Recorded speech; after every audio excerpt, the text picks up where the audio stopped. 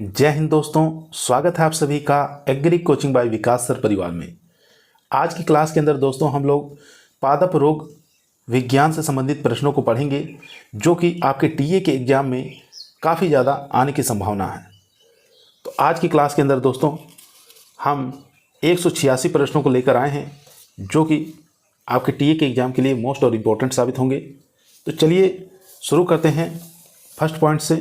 पहला पॉइंट हमारा कह रहा है TMV की अनुवांशिक सामग्री है। तो बताना है TMV की अनुवांशिक जो सामग्री है कौन सी हो जाएगी। तो वो है दोस्तों सिंगल स्टैंडर्ड RNA। याद रखेंगे सिंगल स्टैंडर्ड RNA। दूसरा पॉइंट है बैक्टीरियोफेज क्या है। आपको बताना है दोस्तों बैक्टीरियोफेज क्या है। तो यह एक प्रकार का वायरस है। यह एक प्रकार का वायरस है। तीसरा पॉइंट देखेंगे फूल गोभी मोजेक वायरस का जीनोम है। यहाँ पर जीनोम बताना है यानी CMV बताना है। तो वो हो जाएगा दोस्तों 8 KB dsDNA। 8 KB dsDNA याद रखेंगे। चौथा पॉइंट है मूलर 1940 ने पौधे की रोग प्रतिरोधक क्षमता में फाइटोएलेक्सिस भूमिका का प्रस्ताव दिया था। ठीक है, किसका प्रस्ताव दिया था? फाइटोएलेक्सिस का प्रस्ताव दिया था। याद रखेंगे दोस्तों। पांचवा पॉइंट आपकी स्क्रीन पर आ चुका है। कह रहा है सीरोलॉजिकल तकनीक आधारित है। बताना है सीरोलॉजिकल जो तकनीक है किस पर आधारित है। तो यह एक दोस्तों एक प्रकार की एंटीजेंटीबॉडी और इंटरेक्शन की विशिष्टता पर आधारित है। 6 नंबर पॉइंट देखेंगे पौधों में एक बीमारी विकसित करने के लिए 4 घटकों का मिलन क्या कहलाता है। तो उसको हम डीजी टेट्राहेड्रॉन के नाम से जानते हैं। 7 नंबर पॉइंट टमाटर और आलू की महामारी का अनुकरण करने वाला पहला कंप्यूटर सिमुलेशन कार्यक्रम कौन सा था। तो वो हो जाएगा दोस्तों एपिडेम। एपिडेम आप याद रखेंगे। 8वां पॉइंट आपकी स्क्रीन पर आ चुका है। पौधों में किस प्रतिरोध को पैथोटाइप विशिष्ट के रूप में जाना जाता है। तो वो हो जाएगा वर्टिकल रेजिस्टेंस यानी ऊर्ध्वाधर प्रतिरोध। 9 नंबर पॉइंट कर रहा है रक्षक फफूंदकों के उदाहरण हैं। आपको बताना है रक्षक फफूंदकों के उदाहरण हैं। तो वो हो जाएगा बोडो मिश्रण, बरगंडी मिश्रण और चौबटिया पेस्ट। तीनों ही आपको याद रखना है। ये तीनों ही क्या है? रक्षक फफूंदनाशकों के उदाहरण हैं। 10 नंबर पॉइंट कर रहा है कौन सा गैर PCR आधारित एक कोशिकीय मार्कर है। तो एक कोशिकीय मार्कर पूछ रहा है PCR से संबंधित। तो वो हो जाएगा RFLP। काफ़ी इंपॉर्टेंट है दोस्तों, बहुत बार एग्जाम में पूछा गया है। 11 नंबर पॉइंट आपकी स्क्रीन पर है। कह रहा है टमाटर के एकीकृत रोग प्रबंधन में फंगल संक्रमण को रोकने के लिए बीजों को किसके साथ इलाज किया जाना चाहिए। तो बीजों को दोस्तों ट्राइकोडर्मा 8 से 10 ग्राम प्रति किलो बीज की दर से उपचारित करना चाहिए। 12 नंबर पॉइंट कह रहा है कवक द्वारा निर्मित लैंगिक फ्रूटिंग बॉडी है। तो हो जाएगा क्लिस्टोथीसियस और पेरीथीसियम और एपोथीसियम और सीडोवीसियम। ये चारों आपको याद रखना है। क्लिस्टोथीसियम, पेरीथीसियम, एपोथीसियम और सीडोवीथीसियम। 13 नंबर पॉइंट कर रहा है कवक द्वारा निर्मित अलैंगिक फ्रूटिंग बॉडी कौन सी है। तो यहाँ पर ध्यान देंगे एसर बुलाई हो जाएगा, सिनेनमेटा हो जाएगा और पिक्नेडियम हो जाएगा। 14 नंबर पॉइंट आपकी स्क्रीन पर है दोस्तों। कह रहा है पादप रोग का सबसे उत्तरदायी कारक कौन सा है। तो वो हो जाएगा फफूंदी, फंगस। 5वां पॉइंट है हरित बाली रोग किस फसल से संबंधित है। तो बाजरा से संबंधित है। दोस्तों यदि आप लोगों को वीडियो पसंद आ रही है, वीडियो को लाइक करें, दोस्तों में शेयर करें, चैनल पर नया सब्सक्राइब करना ना भूलिए। इसी प्रकार की वीडियो हम रोजाना शाम को 8 बजे आप लोगों के बीच में लेकर उपस्थित रहते हैं जो कि आपके टीए के एग्जाम के लिए, STA के एग्जाम के लिए, एग्रीकल्चर के हर एग्जामों के लिए काफ़ी मोस्ट और इम्पोर्टेंट साबित होगा। 16 नंबर पॉइंट स्क्रीन पर है। टिक्का रोग किस फसल से संबंधित है। आसान क्वेश्चन है दोस्तों, मूंगफली से संबंधित है टिक्का डिजीज। 17 नंबर पॉइंट कह रहा है धान का प्रसिद्ध रोग खैरा रोग किसके कारण होता है। तो जस्ता की कमी के कारण होता है, जेडन की कमी के कारण। 18 नंबर पॉइंट कह रहा है नींबू का कैंकर किससे होता है। तो ये बैक्टीरियल डिजीज है दोस्तों, याद रखेंगे। और 19 नंबर पॉइंट कह रहा है पौधों का आर्द्रपतन जिसको हम डंपिंग आप कहते हैं रोग किसके कारण होता है। तो ये पीथियम स्पीसीज के कारण होता है। 20 नंबर पॉइंट कह रहा है गन्ने का लाल सड़न, इसको रेड रॉट कहा जाता है, किसके कारण होता है? तो ये होता है क्लोट्रोट्राइकम फाल्केटम कवक के कारण। उसके बाद 21 नंबर कह रहा है निम्नलिखित में से किस कवक के कारण बाजरे का ग्रीन ईयर रोग होता है? काफ़ी अच्छा इंपॉर्टेंट क्वेश्चन है दोस्तों, तो याद रखेंगे दोस्तों, स्केरोस्पोरा ग्रेविनिकोला। 22 नंबर पॉइंट कह रहा है आलू में होने वाले पछेती अगमरी रोग के लिए उत्तरदायी कवक कौन सा? पछेती पूछा है तो फाइटोप्थोरा इन्फेस्टेंस हो जाएगा, अगेती पूछता तो अल्टरनेरिया सोलेनाई। 23 नंबर पॉइंट कह रहा है आलू में ब्लैक हार्ट का कारण कौन सा है? तो ऑक्सीजन की कमी के कारण आलू के अंदर ब्लैक हार्ट हो जाता है। 24 नंबर पॉइंट कह रहा है सही सुमेलित है, तो सही सुमेलित यहाँ पर देख सकते हैं बाजरा अरगट से संबंधित है, मटर में फाइलोडी लगता है, चना के अंदर विल्ट देखने को मिलता है और बाजरा जो है हरित बाली से संबंधित है। 25 नंबर पॉइंट स्क्रीन पर है करनाल बंट एक बीमारी है, तो ये गेहूं की बीमारी है दोस्तों, याद रखेंगे। 26 नंबर पॉइंट कह रहा है गेहूं से संबंधित रस्ट रोग का कार्य करने वाले वैज्ञानिक कौन से हैं?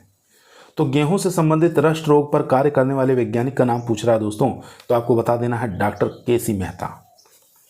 27 नंबर पॉइंट कह रहा है पौधे के किस रोग में सफ़ेद धब्बे आमतौर पर पत्तियों के नीचे दिखाई देते हैं? तो डाउनी मिल्ड्यू पर इस प्रकार के लक्षण दिखाई देते हैं दोस्तों। 28 नंबर पॉइंट कह रहा है पौधे के किस रोग में भूरे रंग के लाल घावों के साथ स्टेम रोट या तना गलन हो जाता है? तो ये हो जाता है दोस्तों राइजोक्टोनिया गलन, राइजोक्टोनिया रॉट, याद रखेंगे। 29 नंबर पॉइंट आपकी स्क्रीन पर है दोस्तों, भारतीय माइकोलॉजी के जनक कौन हैं? तो E.J. बटलर, याद रखेंगे दोस्तों। 30 नंबर पॉइंट कह रहा है बोर्डो मिश्रण पहली बार नियंत्रण के लिए किया गया था, तो अंगूर की डाउनी मिल्ड्यू के नियंत्रण के लिए सबसे पहले बोर्डो मिश्रण प्रयोग में लाया गया था, याद रखेंगे downy mildew of grapes. 31 number point कह रहा है रेटून स्टंगिंग रोग किस कारण होता है? तो रेटून स्टंकिंग रोग, जिसको RSD कहा जाता है, किस कारण होता है? तो ये होता है क्लेवीबैक्टर जाइली द्वारा।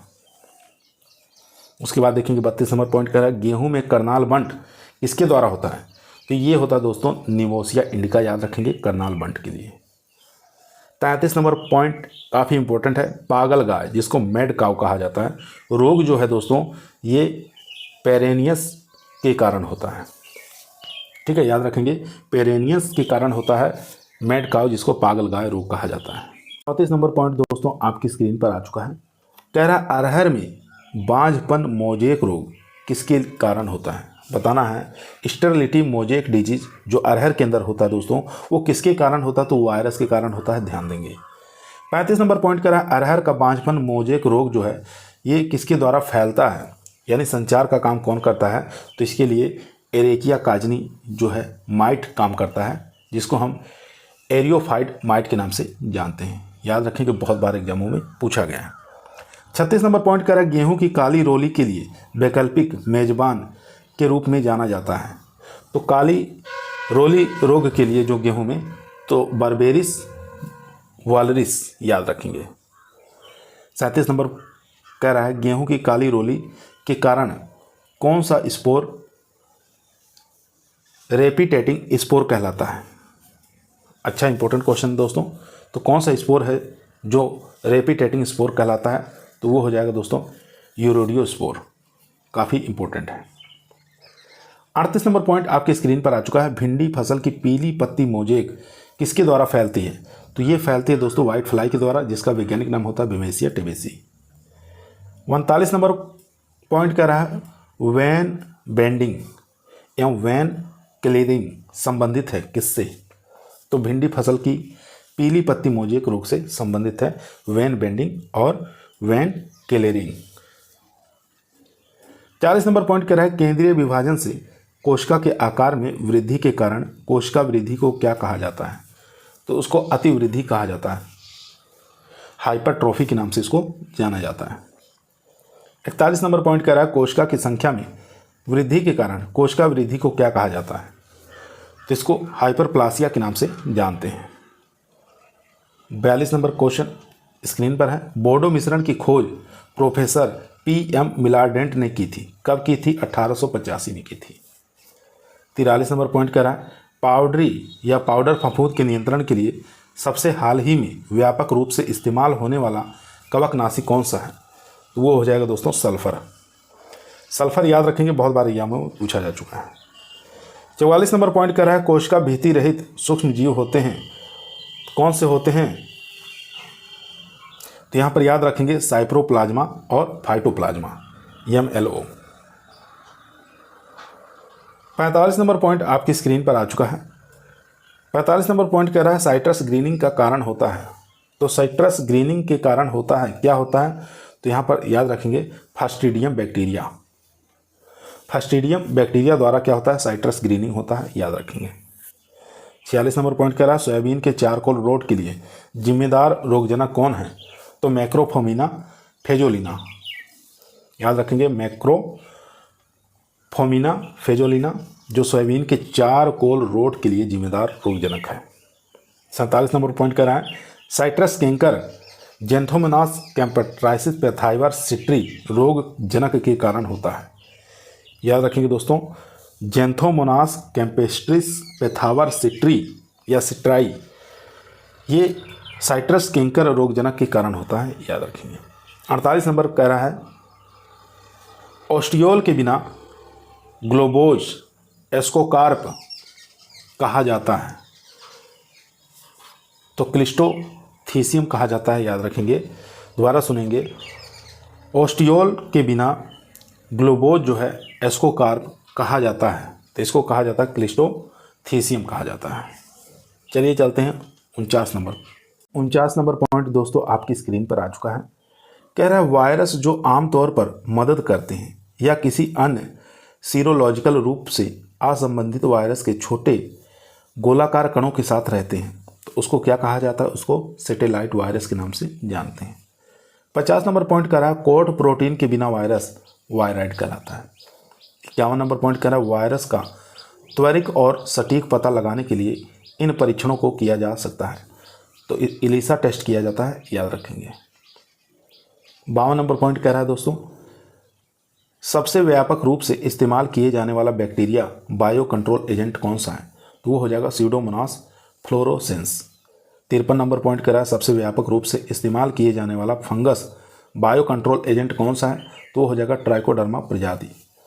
54 नंबर पॉइंट कह रहा है विषाणु कौन सी प्रक्रिया के माध्यम से पादप कोशिकाओं में प्रवेश करते हैं? तो वो हो जाएगा पिक्नोसाइटोसिस। 55 नंबर कह रहा है एक आंतरिक रूप से बीज जनित कवक रोग कौन सा है? तो वो हो जाएगा loose smut of wheat. 56 number point screen पर है केले का मोको रोग, जिसको मोको डिजीज कहते हैं, किसके द्वारा होता है? तो ये होता है रालोस्टोनिया साल्वेसिएरम, रालोस्टोनिया साल्वेसिएरम द्वारा ये होता है। 57 नंबर कह रहा है धान का ब्लास्ट रोग किसके कारण होता है? तो ये होता है पायरिकुलेरिया और आईजी द्वारा। 58 नंबर पॉइंट कह रहा है रोग जो पौधे में पानी के संचालन में हस्तक्षेप करता है। वह रोग जो पौधे में पानी के संचालन में हस्तक्षेप करता है उसको क्या कहते हैं? उसको विल्ट के नाम से जानते हैं। 59 नंबर कह रहा है बोर्डो मिक्सचर की खोज किस रोग कारक के विरुद्ध हुई थी? तो ये हुई थी दोस्तों प्लाज्मोपोरा विटिकोला, जो कि ग्रेप्स से संबंधित है। 60 नंबर कह रहा है मक्का में सफ़ेद कली, जिसको वाइट बड कहा जाता है, का कारण क्या है? तो जेडन की कमी के कारण वाइट बड हो जाता है मक्का के अंदर। 61 नंबर कह रहा है ब्राइन फ्लोटेंसन विधि का पालन किया जाता है। तो यहाँ पर देखेंगे ब्राइन फ्लोटेंसन विधि का पालन किया जाता है, तो ये गेहूं के टुंगरू रोग के नियंत्रण के लिए किया जाता है। 62 नंबर पॉइंट कह रहा है केले का पनामा विल्ट किस कारण होता है? तो ये फ्यूजेरियम ऑक्सीस्पोरम स्पीसीज क्यूबेंस के कारण होता है। 64 नंबर कह रहा है रोली कवक के लिए सबसे व्यापक रूप से इस्तेमाल किए जाने वाला कवकनाशी कौन सा है? तो वो हो जाएगा प्लांटावैक्स। दोस्तों यदि आप लोगों को वीडियो पसंद आ रही है, वीडियो को लाइक करें, दोस्तों में शेयर करें, चैनल पर नए हैं सब्सक्राइब करना ना भूलिए।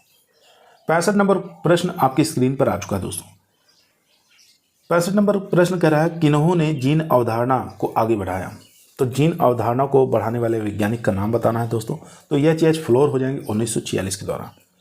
66 नंबर पॉइंट कह रहा है ज़्यादातर प्लांट वायरस में होता है, तो उसमें आरएनए होता है। ज़्यादातर जो प्लांट होते हैं उनके अंदर जो वायरस होता है दोस्तों वो आरएनए के रूप में होता है। 67 नंबर पॉइंट कह रहा है 1845 में प्रसिद्ध आयरिश अकाल के फैलने का कारण क्या था? तो आलू की पछेती अगमरी रोग, लेट ब्लाइट ऑफ पोटैटो, याद रखेंगे। 68 नंबर पॉइंट कह रहा है सल्फर कवकनाशी बहुत प्रभावी है, तो ये पाउडरी मिल्ड्यू के नियंत्रण के लिए, याद रखेंगे, पाउडरी मिल्ड्यू जिसको हम मृदु चूर्णित आसिता के नियंत्रण में करते हैं। 69 नंबर पॉइंट आपकी स्क्रीन पर है कॉपर कवकनाशी बहुत प्रभावी है, तो ये डाउनी मिल्ड्यू के लिए है। इसके बाद देखेंगे 70 नंबर धान का खैरा रोग की खोज किसने की थी? तो YL नेने ने की थी 1966 में। 71 नंबर पॉइंट कह रहा है किस एंटीबायोटिक ने पौधे के जीवाणु रोग को नियंत्रण किया? तो यहाँ पर राइट आंसर हो जाएगा स्ट्रेप्टोसाइक्लिन। 72 नंबर पॉइंट कह रहा है चावल में टुंगरो वायरस में मौजूद होते हैं। राइस टुंगरो बताना है वायरस में मौजूद होते हैं। तो चावल के टुंगरो जो वायरस होता है इसके अंदर SSRNA भी होता है और DNA भी होता है। 73 नंबर पॉइंट आपकी स्क्रीन पर आ चुका दोस्तों। अग्निदोष जिसको फायर ब्लाइट कहते हैं, सेब और नाशपाती का एक आम और बहुत ही विनाशकारी जीवाणु रोग है। ठीक है, पूछ सकता है फायर ब्लाइट जो है ये किस में लगता है? तो सेब और नाशपाती के अंदर ये बहुत ही विनाशकारी जीवाणु रोग है। तो किसके कारण होता है दोस्तों? तो अर्मेनिया एमाइलोवोरा द्वारा होता है, याद रखेंगे, अर्मेनिया एमाइलोवोरा द्वारा होता है। 74 नंबर कह रहा है स्मिट बीमारी किस ऑर्डर से संबंधित है? तो ये याद रखेंगे अस्टिलेगी नेलस से ऑर्डर से संबंधित है, याद रखेंगे। 75 नंबर कह रहा है कपास का त्रिकोणीय पत्ता स्पॉट किसके कारण होता है? याद रखेंगे कपास का कोणीय पत्ता स्पॉट किससे होता है? ठीक है, या कह सकते हैं एंगुलर लीफ स्पॉट इसको कह सकते हैं। तो ये किसके कारण होता है ये आपको बताना है।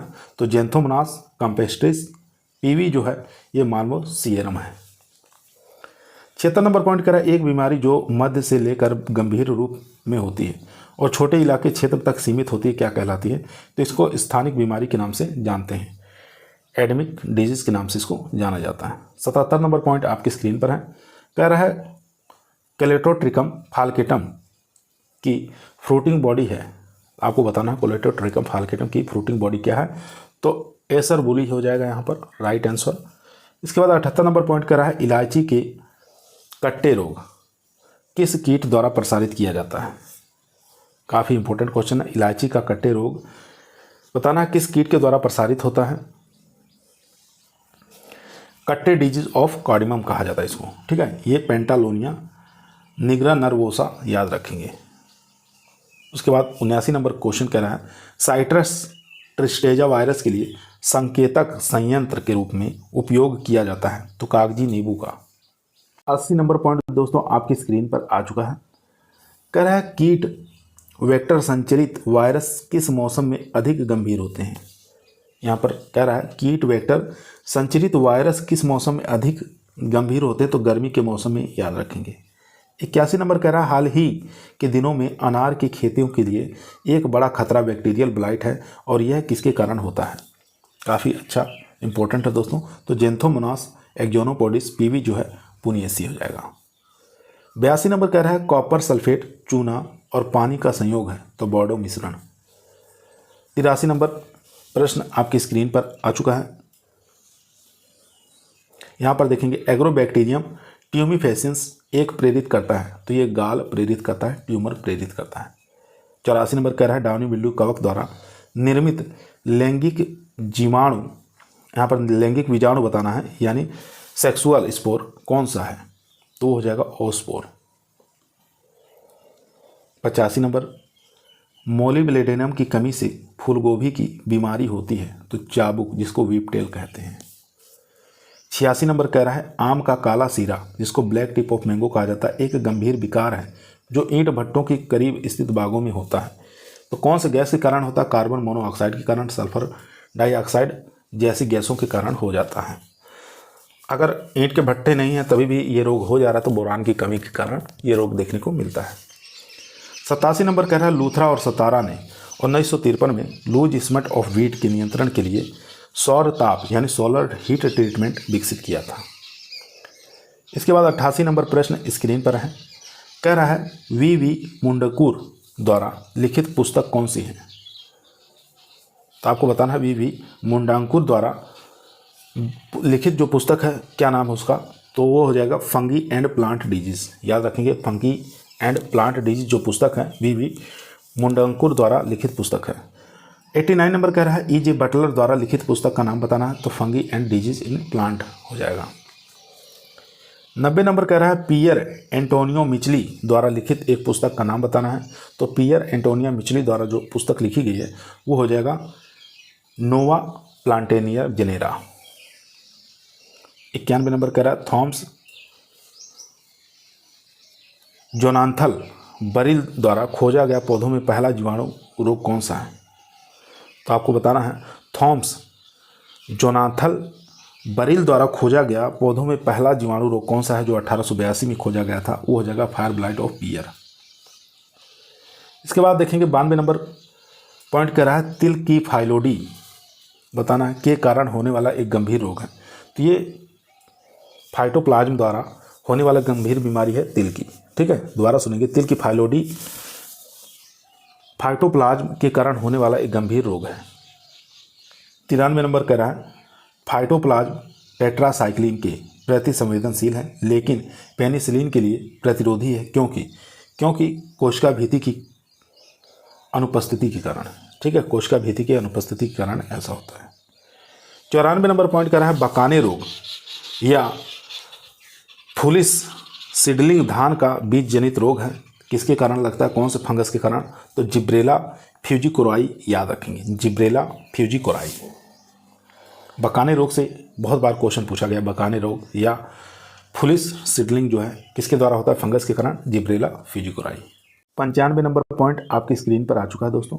कह रहा है बैक्टीरियल लीफ ब्लाइट में पौधे की पत्तियां सूख जाती हैं और विल्ट हो जाता है, इसे सिंड्रोम को रूप में भी जाना जाता है। तो क्रेसेक इस सिंड्रोम को क्रेसेक के रूप में जाना जाता है, ये याद रखेंगे।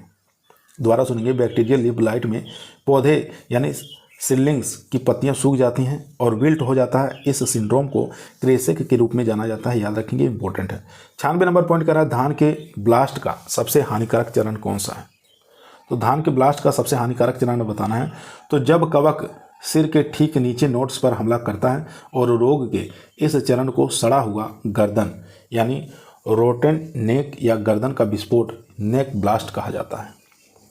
97 नंबर पॉइंट कह रहा है वीटावैक्स बीमारियों के खिलाफ प्रभावी है, जैसे आर्दगलन, डंपिंग ऑफ या स्मेट, दोनों ही हैं।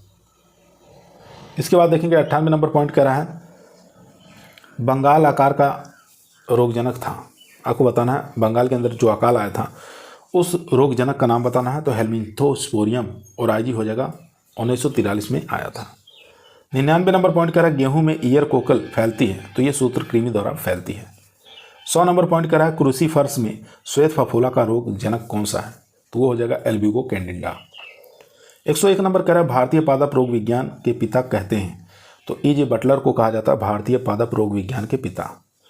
101 नंबर कह रहा है पादप रोग विज्ञान के पिता कौन है? तो एंटोन डी बेरी है। 103 नंबर कह रहा है बाजरे में मृदु रोमिल आसिता का रोगजनक है, ये हो जाएगा स्क्लेरोस्पोरा ग्रेविनिकोला। 104 नंबर पॉइंट स्क्रीन पर है आंवले में आंतरिक नेक्रोसिस का कारण है, तो बोरान की कमी के कारण दोस्तों। 105 नंबर कह रहा है सोयाबीन में पीला मोजेक फैलता है, तो ये सफ़ेद मक्खी द्वारा फैलता है। 106 नंबर कह रहा है आलू का भयंकर बीमारी है, तो पछेती झुलसा याद रखेंगे। 107 नंबर कह रहा है पौधे में फाइलोडी रोग का वाहक है, तो लीफ हॉपर हो जाएगा। 108 नंबर कह रहा है नींबू की छोटी पत्ती रोग है, तो जेडेन की कमी के कारण। 109 नंबर आलू की ब्लैक वाट डिजीज का रोगजनक है, तो यहाँ पर याद रखेंगे सिनकाइट्रियम और एंडोबाइटिकम। 110 नंबर कह रहा है बीजाणु की कॉलोनी को कहते हैं, तो स्पोर के नाम से जाना जाता है बीजाणु की कॉलोनी को। इसके बाद देखेंगे एल्ब्यूगो कैंडिडा उत्पन्न करता है, तो क्या उत्पन्न करता है? तो निशितांड उत्पन्न करता है। 112 नंबर कह रहा है बाजरे का मृदु रोमिल आसिता रोग है, तो ये सॉइल जनित है। इसके बाद देखेंगे जौ का आवृत कंडुआ रोग है, तो ये एक प्रकार का वाह बिजोड़ है। बाजरे का कंडुआ रोग मृदा जनित है। 115 नंबर पॉइंट आपकी स्क्रीन पर आ चुका दोस्तों। कह रहा गेहूं का आंद्रावित कंडुआ रोग है, तो यह एक प्रकार का अंतः बिजोड़ है दोस्तों। 116 नंबर कह रहा है टमाटर की पर्ण कुंचन बीमारी है, तो ये वायरस जनित है। धान का खैरा रोग होता है, तो जेडेन की कमी के कारण होता है दोस्तों। 118 नंबर कह रहा है चुकंदर में हर्ट गलन रोग होता है, तो ये बोरान की कमी के कारण होता है। 119 नंबर कह रहा है उकठा बीमारी फैलती है, तो भूमि से फैलती है। 120 नंबर कह रहा है कपास की ब्लैक आर्म बीमारी फैलती है, तो ये बीजाणुओं द्वारा फैलती है। 121 नंबर कह रहा है पनामा उकठा रोग लगता है, तो केला में लगता है। 122 नंबर कह रहा है आम में मैंगो माल फॉर्मेशन होता है, तो फ्यूजेरियम मोलेनी फेरम द्वारा होता है। फ्यूजेरियम मोलेनी फॉर्म द्वारा होता है, याद रखेंगे। 123 नंबर पॉइंट स्क्रीन पर है भिंडी में पीला सीरा मोजेक रोग फैलता है, तो ये सफ़ेद मक्खी द्वारा फैलता है। 124 नंबर गेहूं में सेहू रोग का कारण है, सेहू रोग का पूछ रहा है, तो नेमाटोड के द्वारा लगता है। 125 नंबर कह रहा है मक्के में दाना कंडुआ रोगजनक है, तो आस्टिलागो मेंडिस हो जाएगा। 126 नंबर कह रहा है गेहूं का भूरा पत्ती रोगजनक है, तो पैक्सिनिया रिकंडिटा हो जाएगा। गेहूं में पीला कीट का रोगजनक है, पैक्सिनिया स्ट्राइफार्मिस हो जाएगा। 129 नंबर कह रहा है अलसी के कीट रोग का रोगजनक है, तो मेलेनोस्पोरा लिनाई है। 129 नंबर कह रहा है आलू की अगेती अगमरी है, तो मृदा जनित है। 130 नंबर मूंगफली का टिक्का रोग का रोगजनक पूछ रहा है, तो सर्कोस्पोरा अरेचिडी कोला हो जाएगा, या सर्कोस्पोरा पार्सोनेटा हो जाएगा। 131 नंबर पॉइंट स्क्रीन पर है अरहर का मलानी रोग का रोगजनक पूछ रहा है, तो फ्यूजेरियम उडम हो जाएगा। सूत्रकृमि होते हैं, तो त्रिस्तरीय होते हैं, याद रखेंगे।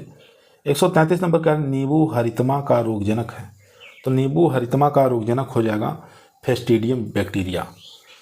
फेस्टिडियम बैक्टीरिया याद रखेंगे, या CA लेब्रोबैक्टर। 134 नंबर कह रहा है रिंग वर्म बीमारी होती है, तो ये कवक के कारण होती है, रिंग वर्म बीमारी।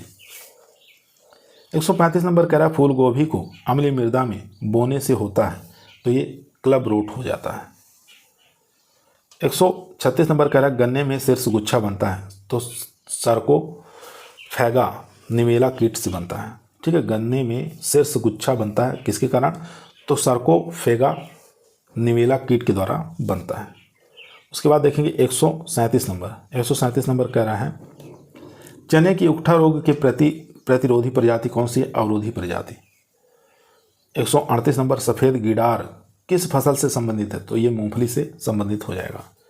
139 नंबर कह रहा है मटर की मृदु रोमिल आसिता की रोगजनक पूछ रहा है, तो पेरेनोस्पोरा पीसी याद रखेंगे, मटर की मृदु रोमिल आसिता रोग। 140 नंबर पॉइंट दोस्तों आपकी स्क्रीन पर आ चुका है, ध्यानपूर्वक पढ़ेंगे और इसका आंसर देंगे। ब्लैक हार्ट फसल की बीमारी है, तो ये आलू की है दोस्तों। उसके बाद देखेंगे वेम है, तो वेम एक प्रकार का कवक है। 142 नंबर कह रहा है मूंग का पीला मोजेक विषाणु फैलता है, तो एफिस क्रेसिबोरा से फैलता है। 143 नंबर कह रहा है कंडुआ कवक के नियंत्रण हेतु प्रयुक्त मुख्य कवकनाशी है, तो वीटावेक्स हो जाएगा। 144 नंबर कह रहा है बताना है कीट कवक के लिए प्रयुक्त कवकनाशी है, तो प्लांट वैक्स हो जाएगा। 145 नंबर कह रहा है अगार अगार माध्यम का स्रोत है, तो ये हो जाएगा सेवाल का। 146 नंबर कह रहा है आर्द्रपतन व पत्ती अगमरी किसके द्वारा ही प्रभावी रूप से रोका जा सकता है। आर्द्रपतन व पत्ती अगमरी किसके द्वारा प्रभावी रूप से रोका जा सकता है, तो कॉपर ऑक्सीक्लोराइड का स्प्रे करके। 147 नंबर पॉइंट आपकी स्क्रीन पर आ चुका है दोस्तों। पेनिसिलिन यानी 1926 को प्रदर्शित किया किसने, तो अलेक्जेंडर फ्लेमिंग ने प्रदर्शित किया था। 148 नंबर कह रहा है आलू का विषाणु रोग फैलता है, तो माहू द्वारा फैलता है। 149 नंबर कह रहा है पपीता का शीर्ष गुच्छा फैलता है, तो लीफ हॉपर द्वारा फैलता है। 150 नंबर कह रहा है ज्वार में लगने वाला प्रचलित बीमारी कौन सी है, तो ग्रेन स्मट ज्वार के अंदर देखने को मिलती है। 151 नंबर आपके स्क्रीन पर आ चुका है। बोर्डेक्स मिक्सचर सर्वप्रथम तैयार किया था किसने, तो प्रोफेसर मिलार्डेंट ने इसको तैयार किया था। 152 नंबर कह रहा है चौबटिया पेस्ट किन पदार्थों से बना होता है, तो चौबटिया पेस्ट है दोस्तों ये copper carbonate plus red lead और यहाँ पर लिनसीड ऑयल इनका प्रयोग से करके चौबटिया पेस्ट बनाया जाता है। इसके बाद देखेंगे 153 कह रहा है सीड 153 नंबर कह रहा है क्वेश्चन दोस्तों, सीड डिसइंफेक्शन से किस प्रकार के रोगों को रोका जा सकता है? तो सीड डिसइंफेक्शन के द्वारा अंतर बिजोड़ और बाह्य बिजोड़ को रोका जा सकता है। 154 नंबर कह रहा है सीड प्रोटेक्शन से किस रोगों को रोका जा सकता है? तो यहाँ पर मृदा जनित रोगों को रोका जा सकता है। 155 नंबर कह रहा है आलू की पत्ती मोड़क वायरस का संचरण कौन करता है? तो एफिड करता है। 156 नंबर कह रहा है भिंडी का वेन किलर्निंग के संचरण करता है? तो सफ़ेद मक्खी करती है वेन किलर्निंग का। तो इसका संचारण कौन करती है? तो सफ़ेद मक्खी करती है, याद रखेंगे दोस्तों। 157 नंबर पॉइंट आपकी स्क्रीन पर है। कह रहा आलू के ब्लैक स्कर्फ को रोकने में मददगार है? तो फसल चक्र के द्वारा। ठीक है, आलू के ब्लैक स्कर्फ को रोकने में मददगार है फसल चक्र के द्वारा। इसके बाद 158 नंबर कह रहा है ब्लास्ट को किन नाम से जाना जाता है? तो अमीर आदमी की बीमारी जाना जाता है। ठीक है, ब्लास्ट डिजीज को अमीर आदमी की बीमारी के नाम से भी जानते हैं। 159 नंबर पॉइंट कह रहा है चना में फ्यूजेरियम ऑक्सीस्पोरम से होता है? तो फ्यूजेरियम ऑक्सीस्पोरम से विल्ट रोग होता है, याद रखेंगे। 160 नंबर कह रहा है कपास की तिराक बीमारी है? तो देही की बीमारी है तिराक डिजीज। 161 नंबर कह रहा है ब्लैक स्कार्फ होता है? तो ब्लैक स्कार्फ जो होता है दोस्तों ये राइजोक्टोनिया सोलेनाई के द्वारा होता है। इसके बाद देखेंगे 162 नंबर कह रहा है ऑक्सिन हार्मोन को किससे निकाला गया? तो ऑक्सिन हार्मोन को किससे निकाला गया दोस्तों? तो एविना सटाइवा से निकाला गया। दोस्तों 163 नंबर पॉइंट आपकी स्क्रीन पर आ चुका है। कह रहा है डाउनी मिल्ड्यू ऑफ मस्टर्ड होता है? तो पेरेनोस्पोरा ब्रेसिका द्वारा होता है। टमाटर में पर्ण कुंचन का वाहक कौन है? तो सफ़ेद मक्खी है। 165 नंबर कह रहा है टमाटर की अगेती झुलसा रोग का कारण क्या है? अल्टरनेरिया सोलेनाई है। टमाटर का प्रमुख कीट कौन सा है? तो फल छेदक है। 167 नंबर पॉइंट कह रहा है बैगन का प्रमुख रोग कौन सा है? फोमोप्सिस ब्लाइट हो जाएगा। 168 नंबर कह रहा है फूल गोभी के प्रमुख कीट कौन से हैं? तो फूल गोभी के प्रमुख कीट चेपा हो जाएगा, डायमंड बैक मोथ हो जाएगा। 169 नंबर कह रहा है फूल गोभी का प्रमुख रोग? तो काला सड़न रोग हो जाएगा। 170 नंबर कह रहा है फूल गोभी का दैहिक विकार यानी फिजियोलॉजिकल डिसऑर्डर बताना है? तो बटनिंग और विपटेल हो जाएगा। इसके बाद देखेंगे 171 नंबर पॉइंट कह रहा है पित्त सीरा मोजेक रोग ये किसके द्वारा होता है? तो विषाणु द्वारा होता है। 172 नंबर कह रहा है पित्त सीरा मोजेक रोग का वाहक कौन है? तो सफ़ेद मक्खी, याद रखेंगे। 173 नंबर कह रहा है गाजर का कायकीय विकार कौन सा है? तो स्प्लिटिंग हो जाएगा। 174 नंबर कह रहा है पत्ती की सतह पर पाउडर जैसा छा जाता है? तो छाछिया रोग जो है पाउडर जैसा छा जाता है। 175 नंबर कह रहा है प्याज में होने वाला पर्पल ब्लॉच रोग का कारण क्या है? तो अल्टरनेरिया पोराई हो जाएगा यहाँ पर।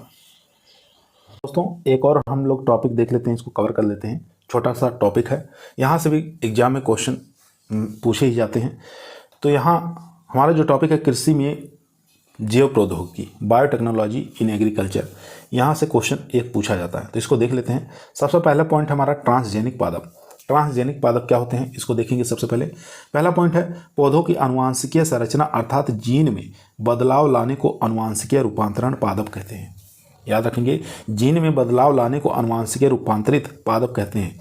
परंपरागत पौधों की किस्मों में एक और एक से अधिक अतिरिक्त जीन जो मनुष्य के लिए लाभदायक हों जैव प्रौद्योगिकी द्वारा कृत्रिम रूप से पौधों में डाली जाती है। जैसे बात करें बीटी कपास, बीटी बैगन, बीटी तंबाकू, बीटी मक्का, रूपांतरित सोयाबीन, रिजका, चुकंदर, रूपांतरित सरसों और सुनहरा धान। अब देखेंगे दोस्तों ये पॉइंट पूछा गया है एग्जाम में कि विश्व में पहली ट्रांसजेनिक फसल कौन सी है? तो तंबाकू, याद रखेंगे 1987 में। दूसरी फसल टमाटर की है, फ्लेवर सेवर किस्म 1994 में निकाली गई थी। इसके बाद देखेंगे तीसरा पॉइंट वर्ष 2023 में विश्व में ट्रांसजेनिक फसल उगाने में यूएसए का प्रथम स्थान है। ठीक है, तो यूएसए आ गया है प्रथम स्थान पर, यानी 71.5 मिलियन हेक्टेयर है। बाद में इसके बाद सेकंड नंबर पर आता है ब्राज़ील 52.8 मिलियन हेक्टेयर। फिर तीसरे नंबर पर अर्जेंटीना 24 मिलियन हेक्टेयर। फिर कनाडा 12.5 मिलियन हेक्टेयर। और भारत का कौन सा स्थान है? तो 5वां स्थान है। कितना है? 11.9 मिलियन हेक्टेयर है, जबकि चीन का 6वां स्थान है। इसके बाद देखेंगे अगला पॉइंट कह रहा है विश्व में वर्ष 2019-20 में ट्रांसजेनिक फसल उत्पादन में सोयाबीन का प्रथम स्थान था, यानी 48.27% है। इसके बाद मक्का क्रॉप का है 32.1%। फिर कपास का 13.5, इसके बाद कैनोला का 5.3। ये आपको याद रखना है दोस्तों। फिर देखेंगे विश्व में ट्रांसजेनिक फसलों का उत्पादन सबसे अधिक जो शाकनाशी रोधी है वो जीनों के लिए किया गया है। ठीक है, जीनों के लिए किया गया है। इसके बाद देखेंगे 1996 में ट्रांसजेनिक फसलों का कुल क्षेत्रफल 1.5 मिलियन हेक्टेयर था, जो आज 2019 में बढ़कर 270 मिलियन हेक्टेयर हो गया है। अगला पॉइंट देखेंगे दोस्तों, भारत में ट्रांसजेनिक फसल उत्पादन में बीटी कपास उगाई जाती है, जिसका सबसे अधिक क्षेत्रफल गुजरात है। अब यहाँ बीटी कॉटन के बारे में देखेंगे, यहाँ से क्वेश्चन पूछे गए हैं। बीटी कॉटन क्या है? तो पहला पॉइंट देखेंगे, अमेरिकन कपास यानी गोसिपियम हिरसुटम के पौधों में बेसिलस थोरिजिनसिस नामक मृदा बैक्टीरिया का कीट रोधी जीन जैव प्रौद्योगिकी द्वारा डाला गया है, जिससे तैयार पौधे को बीटी कपास कहते हैं। दूसरा पॉइंट कह रहा है, बीटी कपास में बेसिलस थोरिजिनसिस नामक बैक्टीरिया के क्रिस्टल प्रोटीन यानी क्राई जीन पाए जाते हैं। ये जीन कपास के कीटों में डेल्टा एंडोटॉक्सिन पैदा करते हैं, जो कपास को उनकी प्रमुख लटों के प्रकोप से बचाता है। दूसरा पॉइंट स्क्रीन पर है दोस्तों, कह रहा है विश्व में सर्वप्रथम बीटी कपास की व्यापारिक खेती 1996 में शुरू हुई थी, जिसे बीटी कपास की प्रथम पीढ़ी कहा गया। इसके लिए जिम्मेदार है क्राई 1AC जीन था। दूसरा पॉइंट देखेंगे, जबकि बीटी कपास की द्वितीय पीढ़ी सन 2006 में वैश्विक स्तर पर व्यापारिक खेती के लिए दोहरी जीन यानी क्राई 1AC और क्राई 2AB से शुरू किया गया। तीसरा पॉइंट कह रहा है, भारत में सर्वप्रथम बीटी कपास को व्यापारिक खेती के रूप में उगाने की अनुमति आनुवांशिक अभियांत्रिकी सहमति से हुआ, जो पर्यावरण और वानिकी मंत्रालय भारत सरकार के अधीन कार्यरत है के द्वारा मार्च 2002 में इसकी अनुमति दी गई। इसके बाद देखेंगे सन 2002-2003 में भारत में बीटी कपास 50,000 हेक्टेयर में बोई गई। सन 2015-16 में भारत में बीटी कपास 12.6 मिलियन हेक्टेयर यानी 96% टोटल कॉटन में बोई गई। उसके बाद देखेंगे वर्तमान समय में भारत में बीटी कपास की दोहरी जीन वाली द्वितीय पीढ़ी की किस्में मुख्य रूप से उगाई जाती हैं। इसके बाद देखेंगे दोस्तों, अगला पॉइंट हमारा गोल्डन राइस, यहाँ से भी क्वेश्चन पूछा गया है। इसके जो जनक हैं दोस्तों वो हो जाएंगे एंगोपोट्रिकस एवं पीटर बेयर नामक वैज्ञानिकों द्वारा गोल्डन राइस का खोज किया गया है। गोल्डन राइस अनुवांशिकी रूपांतरण यानी GM धान है। इसके बाद देखेंगे तीसरा पॉइंट, इसमें जेनेटिक्स इंजीनियरिंग द्वारा मक्का एवं मृदा बैक्टीरिया के 2 बीटा कैरोटीन के जैव संश्लेषण को बढ़ाने वाली जीन डाली गई, जिससे गोल्डन राइस की किस्मों में विटामिन A की मात्रा अधिक हो जाती है। इसके बाद देखेंगे सुपर राइस क्या है। तो सुपर राइस दोस्तों सामान्य धान से 25% अधिक उपज देने वाली किस्मों का आविष्कार सुपर राइस के नाम से जाना जाता है। इसे डॉक्टर गुरुदेव सिंह खुश ने IRRI मनीला फिलीपींस में विकसित किया था। ये क्वेश्चन पूछा जाता है किसके द्वारा विकसित किया गया था, तो गुरुदेव सिंह खुश के द्वारा IRRI द्वारा मनीला फिलीपींस से विकसित किया। 25% सामान्य जो है धान उससे 25% अधिक उपज देने वाली किस्में विकसित की गई। हाइब्रिड धान क्या है? हाइब्रिड यानी विश्व में सबसे पहले हाइब्रिड धान चीन में 1974 में प्रोफेसर लॉन्ग पिंग यांग द्वारा विकसित किया गया था, इसलिए लॉन्ग पिंग यांग को हाइब्रिड धान का पिता कहा जाता है। अगला पॉइंट देखेंगे दोस्तों, चीन के बाद हाइब्रिड धान विकसित करने में भारत का द्वितीय स्थान है, ये भी याद रखेंगे। भारत में संकर धान के जो पितामह हैं वो है E.A. सिद्दीकी कहलाते हैं। ठीक है, भारत में संकर धान के पिता किसको कहते हैं? E.A. सिद्दीकी को कहा जाता है। भारत में विकसित हाइब्रिड धान की प्रथम जो किस्म थी MGR1 थी, जिसको CORH1 के नाम से क्रोच 1 के नाम से जानते हैं। कहाँ से विकसित की गई थी? कोयम्बटूर द्वारा विकसित की गई थी, ये भी आपको याद रखेंगे। अगला पॉइंट है संकर धान की भारत में विकसित जो प्रमुख किस्में कौन सी है? APRH1 है, उसके बाद KRH1 है, और ये DRRH1 पूछा जाता है बहुत बार एग्जाम। PRH काफ़ी मोस्ट इंपॉर्टेंट है। RH 9000 पूछा जाता है। ठीक है, ये सब बहुत ही मोस्ट और इम्पोर्टेंट किस्में हैं। अगला पॉइंट कह रहा है सुगंधित धान को बासमती धान कहते हैं। बासमती धान की हाइब्रिड किस्में साधारणतः किस्में विकसित की गई हैं। ठीक है, याद रखेंगे सुगंधित धान को बासमती धान कहते हैं। बासमती धान की हाइब्रिड किस्में एवं साधारण किस्में विकसित की गई हैं। चौथा पॉइंट है हमारा हाइब्रिड सरसों। हाइब्रिड सरसों की बात करें तो सरसों की पहली हाइब्रिड किस्म जो है NRCHB 506 है, जो कि DRMR सेवर भरतपुर द्वारा 2009 में विकसित की गई थी। इसके बाद देखेंगे राष्ट्रीय सरसों अनुसंधान केंद्र जो है सेवर भरतपुर राजस्थान के अंदर स्थित है। 20 अक्टूबर 1998 में ICAR के अधीन स्थापित हुआ, जो सन 2009 में directorate research of mustard and rapeseed में कन्वर्ट हो गया। पांचवा हमारा पॉइंट है अनुवांशिकीय रूपांतरित सरसों, जिसको GM मस्टर्ड कहा जाता है। ठीक है, GM मस्टर्ड क्या होता है? ये हाइब्रिड सरसों की किस्म है जो जैव प्रौद्योगिकी द्वारा विकसित की गई है। ये साधारण सरसों की किस्मों की तुलना में 25% अधिक उत्पादन देती है। जैसे ध्यान देंगे धारा मस्टर्ड हाइब्रिड। ठीक है, धारा मस्टर्ड हाइब्रिड इस किस्म को दिल्ली यूनिवर्सिटी ने विकसित किया था। अब इसके बाद देखेंगे BT बैगन और HT कॉटन हाइब्रिड कॉटन। ये अनुवांशिकीय रूपांतरित बैगन एवं कपास है जो कीटों और शाकनाशियों रोगरोधी गुण रखती हैं, लेकिन भारत में इस प्रकार की फसलों को उगाना प्रतिबंधित है। परंतु कुछ राज्यों में जैसे महाराष्ट्र, हरियाणा, आंध्र प्रदेश में इन फसलों को गैर कानूनी खेती के लिए किया जाता है।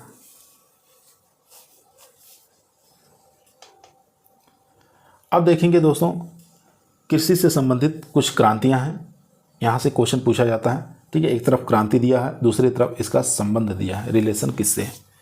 श्वेत क्रांति आप लोग जानते हैं दूध से संबंधित है। नीली क्रांति मछली उत्पादन से।